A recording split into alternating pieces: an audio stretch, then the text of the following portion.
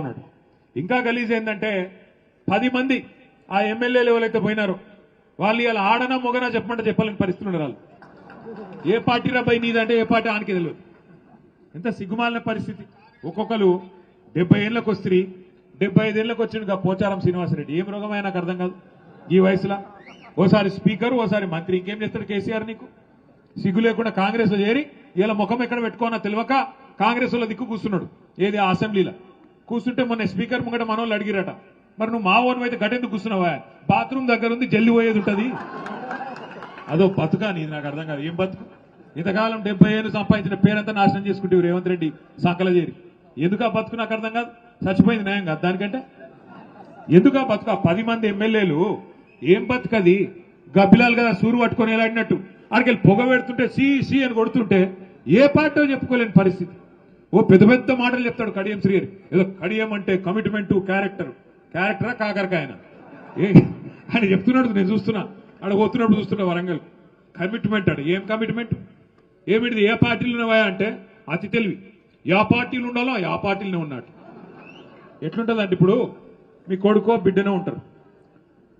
ఇంటికి రాలేదు, ఆలస్యమైంది, లేటుగా అవుతుంది, రాత్రి 9 అవుతుంది, 10 అవుతుంది, సలిపూట, ఏడున్నాడు పిల్లగాడని నువ్వు ఫోన్ చేస్తావు అనుకో. ఏడున్నారా కొడుక అంటే 7 ఉండాలనో గాన్నే ఉన్నా అన్నాడు అనుకో. ఏమనిపిస్తుంది? నీకు దౌడ మీకలు ఒకటి సంపబుద్ధి కాదు. ఒక గట్లే ఉన్నది కత్తి. ఇలా మన పాటలకి వెళ్ళి పోయినోలేదు. ఇలా నకరాలు కాకపోతే నాకు అర్థం కాదు. ఓ రేవంత్ రెడ్డి ఉండేది 3 ఫీట్లు కానీ 30 ఫీట్లు డైలాగులు కొడతాడు. ఓహో ఆహా ఏదో పెద్ద గెలిచినా పీకినా అడ్డిమారి గుడ్డి దెబ్బల ముఖ్యమంత్రి అయినవు. మాకు తెలియదా? నీకు తెలియదా? మనోళ్ళు ఏమనుకున్నారు? మీ ఆలేరులో భువనగిరిలో కూడా ఏమనుకుర్రు అంటే, నేను చెప్తా రావు, ఏమనుకుర్రు అంటే మీరు కూడా వాస్తవానికి ఆలేరు వాళ్ళు భువనగిరిలు కూడా పోతే శేఖర్ రెడ్డి పోతాడేమో, సునీత పోతుందేమో, కానీ కేసీఆర్ ఉంటాడు కదా అనుకున్నారు. అనుకురా లేదా? అంతేనా? అనుకొని ఏం చేసారు మీరు? ఇంట్లో అన్నారు, ఆయనతో మొదటికి మోసం వచ్చి. మరి ఇక్కడ శేఖర్ పోయి ఆడ సునీత పోతే కేసీఆర్ ముఖ్యమంత్రి ఎట్లయితాడే? నాకు అర్థం కాదు. అక్కడ మనం దెబ్బతిన్నాం. ఇంకా చిన్న లాజిక్ మిస్ అయినాం అన్నట్టు. అది జరిగింది. నిజానికి కేసీఆర్ గారి మీద రాష్ట్రంలో ఏ మనిషికి కూడా కాంగ్రెస్ వానికి బీజేపీ వానికి కూడా నిజంగా చెప్పాలంటే ప్రేమనే ఉన్న తప్ప కోపం లేదు. ఎందుకంటే వాళ్ళకు కూడా ఎరికే బయటికేదో మాట్లాడతారు. కానీ తెలంగాణ అనే రాష్ట్రం వచ్చిందంటే 2001లో ఈ జిల్లా గులాబీ జెండా ఎగిరితేనే కదా వచ్చింది. కేసీఆర్ పార్టీ పెడితేనే టీఆర్ఎస్ పుట్టింది. టీఆర్ఎస్ పుడితేనే 13 ఏళ్లు కొట్లాడితేనే ఆఖరికి కేసీఆర్ గారు సావు నోట్లో తలబెడితేనే అప్పుడు కదా తెలంగాణ వచ్చింది.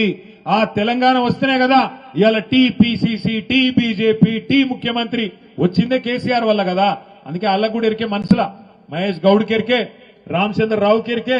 అందుకే బయటికేదో మాట్లాడతారు కానీ ఆడనో ఇన్నో మళ్ళీ మేము కలిసినప్పుడు పెద్ద ఆయన బాగున్నాడా అన్న, ఎట్లున్నాడు అన్న అని మంచిగానే మాట్లాడతాం. ఎందుకు చెప్తున్నా అంటే మనము వాస్తవం ఎక్కడ చెడగొట్టుకున్నామంటే, నిజానికి ఈ మాట ఒప్పుకోవాలి, మనం కూడా 10 ఏళ్లు ప్రభుత్వం నడిపినాం.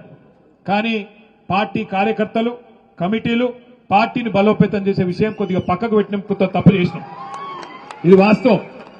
అందుకే ఇప్పుడు సునీతకు వచ్చిన చెవులో చెప్తున్నది, రామన్న జర మనం అర్జెంటుగా కమిటీలు వేసుకోవాలనే, మంచిగా వేసుకోవాలని చెప్తుంది.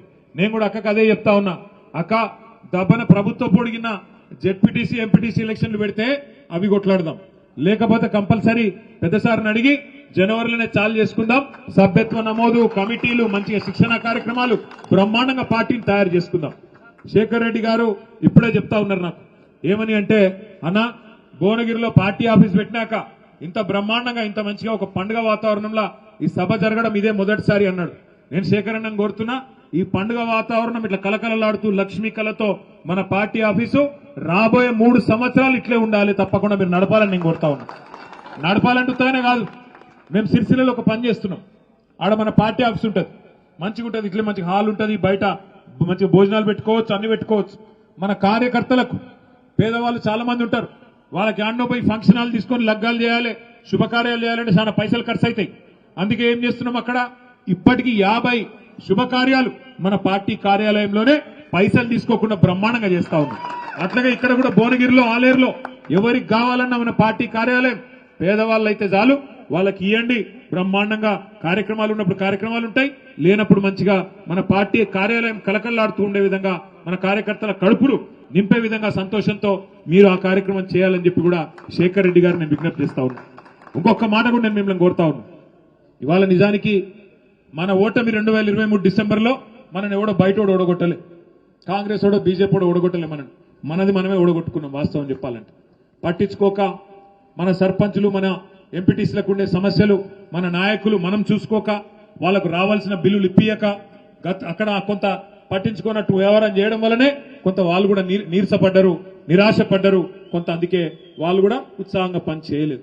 నిజానికి మనం చేసిన పని, కేసీఆర్ గారి నాయకత్వంలో గ్రామ పంచాయతీలలో జరిగిన పని స్వాతంత్రం వచ్చినాక భారతదేశంలో ఏ రాష్ట్రంలో కూడా జరగలేదు అనే మాట అక్షర సత్యం. ఇందులో తిరుగులేదు. ఎందుకంటే నేను ఉత్తగానే చెప్తలేను, మన నాయకుడికి మన పార్టీకి మన ప్రభుత్వానికి నేను కితాబులు ఇస్తలేను. వాస్తవానికి తెలంగాణ జనాభా పరంగా చూసుకుంటే భారతదేశంలో 3% కంటే తక్కువ. మన జనాభా ఎంత? 4 కోట్లు. భారతదేశం జనాభా ఎంత? 147 కోట్లు. మరి 147 కోట్లలో